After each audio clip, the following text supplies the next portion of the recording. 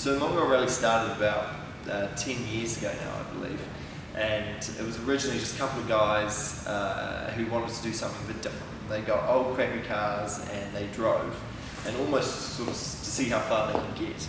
It's evolved from that really simple initial concept into this massive drive for charity. So the Mongol Rally and the adventurists who sort of run is a very strong word, but who own the idea of it, they have raised now over $5 million for charity, or £5 million, sorry, over its history. So it's a considerable amount of money, with about 100 teams doing it a year.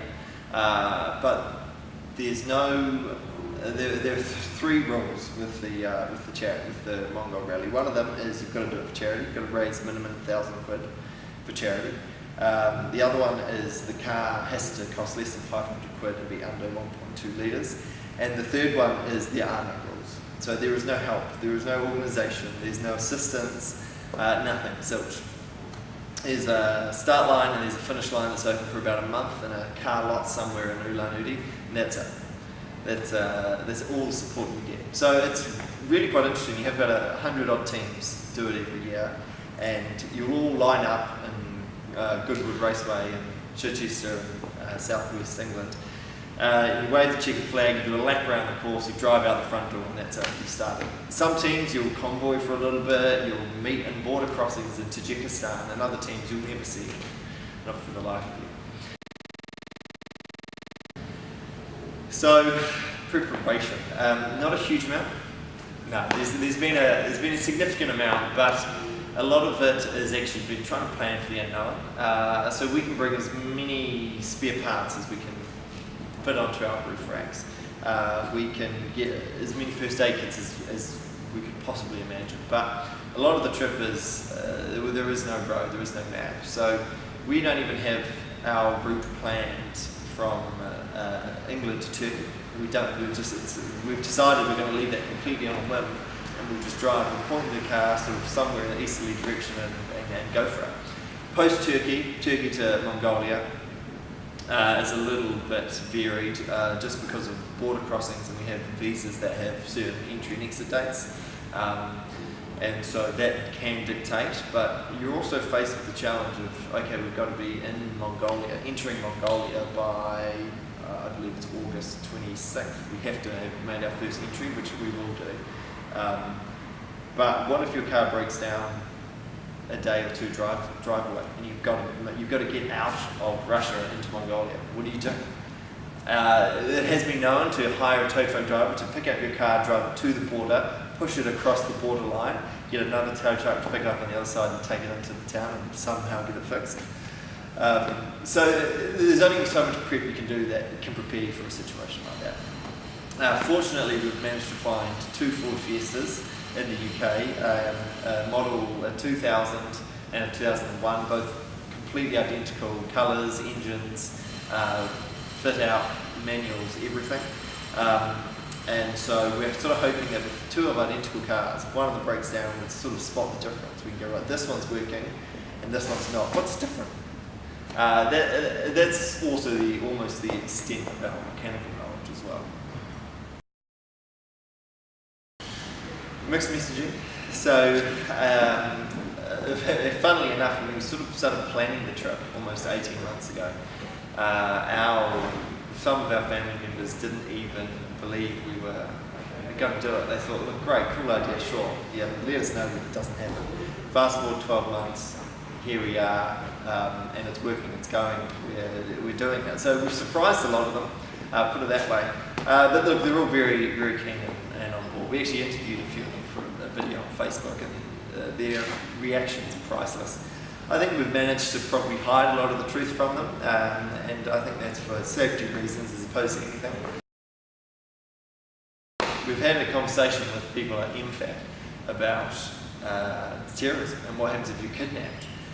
And so we have a few code words that we've sent back to our parents, which you can say in situations where you've been kidnapped and they're asking for money or something, and your parents ask for proof of identity, how do they know it's really you? Well, we have 4 keywords also that we can send back to them, so they'll know if we use one keyword, it's fine, it's safe, just it's not real, I don't know, it's fine, don't worry about it. Second one is it's real, give them the money, and I'll go free. And the other ones have other meanings. One of them is don't even bother negotiating.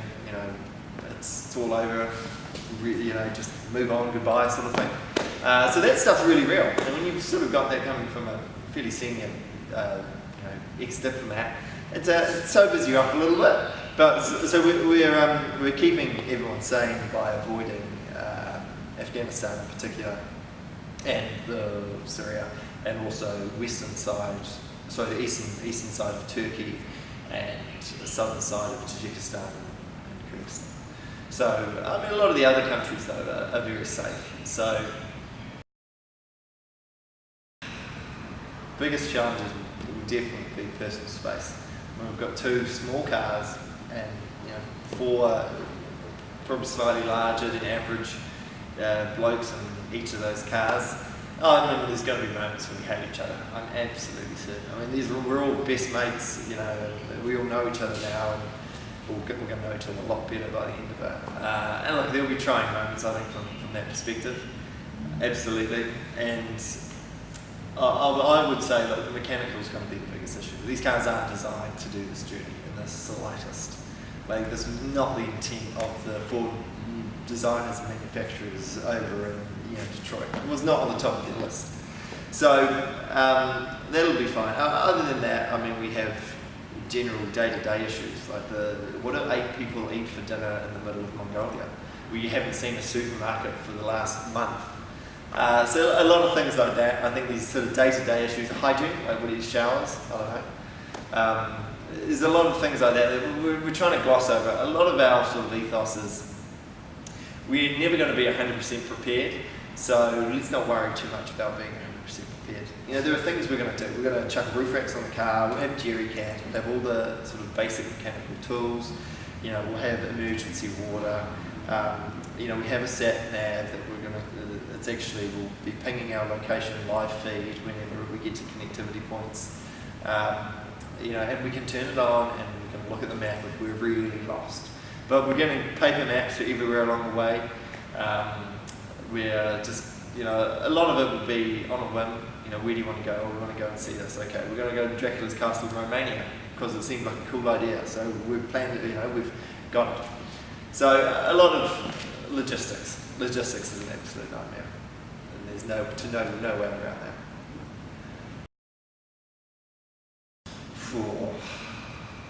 Most excited about just the locations along the road. We've all picked out some great spots, and I'm really excited about Iran. Going to a country that's so sort of politicized at the moment, but I've heard just the best things. The people are lovely, the food's fantastic, the geography's stunning. So we've got about a week there, and that's definitely at the top of my list. I think it's somewhere where not a lot of people get to, and because of that, I think it's going to be really eye-opening for a lot of us on the trip, and also be able to share that with people, right? And say, look, this is actually it. Saying that, there's a lot of problems with Iran, like getting into it near the Carnatic Passage. That's about $450 US per vehicle. That's just to get the car in the country to prove you're not going to leave it there, which is, is the same worth as the car. And Iran's not cheap as well. It's all US dollars. You've got to bring it in. The market rates are inflated because you're a foreigner spending US cash. So it's an expensive sort of part of the trip, but it's absolutely integral. A lot of the teams don't go to Iran, but we made the decision pretty early on to get through it. So our connection with the Graham Dingle Foundation goes back quite a while, quite personally. So one of our members, Sam, his parents know Graham, his wife Joanne, really well, and have for the last number of years. And I had the privilege of meeting Sir Graham last week, and he was just an incredible person. Not just the stories of the one time he borrowed a family friend's car to drive from London to Nepal because Sir Edmund Hillary had wrote him a letter asking him to come climbing with him. So he got up, borrowed a mate's car, drove it there in 10 days. In between that, got the cars completely strip searched by the Turkish secret police because they thought he was a Russian spy, and then sold the car later to some mafia in Czechoslovakia or something to get through. So, he's telling me this, and I'm going, well, God, if our trip's half as exciting as what you did, we'll get there. So his whole sense of adventure really connected with us. And so Sam, when we sort of decided the trip and going, okay, what charity do we want to do, he instantly thought of Graham and their charity, and sort of it, we went off with it. And they do great work in New Zealand, helping the youth of New Zealand. And he was saying last week about a lot of their programs. Two of the biggest ones are Kiwi Can and Project K. But essentially all their programs are focused on helping youth and child development in New Zealand. So they work with kids from primary school all the way up to secondary and helping adolescents find jobs. Everything from, how do you set goals to create positive experiences for yourself, mentorship programs, and a lot of it's through outdoor education as well. Obviously, Sir Graham being a big adventurist and holding numerous world records for ascents and Everest and all over the Himalayas and mountains and amazing trips everywhere. It's a big foundation of his, and he's actually one of the original founders of the Outdoor Pursuit Centre in Tongariro National Park. So, and which a lot of us on the team went through at school. So there's been a sort of connection. Once you sort of see the dots, it connected up really nicely. And so it's been a privilege working with them, and they've been really supportive, and we're hoping to hit $20,000 for them, which I found out every $250 gets another child through their program, so that's helping 80 kids through these programs in New Zealand, which when you start to quantify it, it's really, it amazes me that it's 80 kids who are at-risk children being put through programs. So we're aiming to hit 20k. I just checked earlier today, we've just gone over 17.5. So we're making tracks, we're getting there, and we're hoping to have it all raised before we go, which is I leave in 1 week, and I'm one of the first from New Zealand to get over there. And once we'll hopefully hit that 20k before race day on July 16th.